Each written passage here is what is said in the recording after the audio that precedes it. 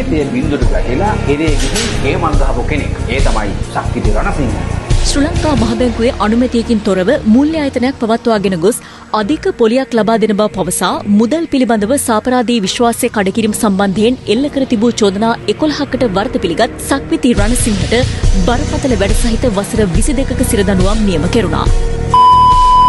මේ යන්නේ මේ චරිතය ගැන බුද්ධ කරන්න නෙවෙයි. සක්විති රණසිංහ හැමදේම වරද්ද ගත්තත් ජීවිතේ බිඳුරු වැටුණා. මුළු මහත් සමාජයේම වෛර කරා. ලද අවස්ථාවෙන් තමන්ගේ ජීවිතේ නවම් බලාපොරොත්තු එක්ක ආය නැගිට අමුතුම මිනිස්සේ. එයාගේ ගමන පට්ටගේම වැරදි වලට හිරේ ගියා. දඩුවම් ලැබුවා.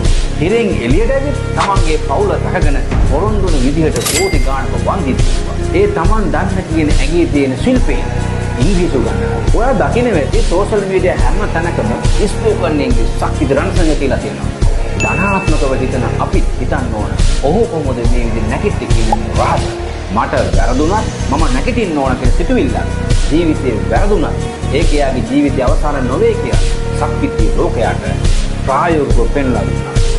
ජීවිතේ බිඳ වැටුනත් ධනාත්මකව හිතලා වැඩ කරලා නැගිටින්න පුළුවන් කියලා තමයි ඔහු අපට කියලා දෙන්නේ. ආයෙමත් නිවැරදි වෙන්නේ වැරදි කරලා වැරදුන මිනිස්සුන්ට සක්විති කියන්නේ පූර්වාදර්ශයක්.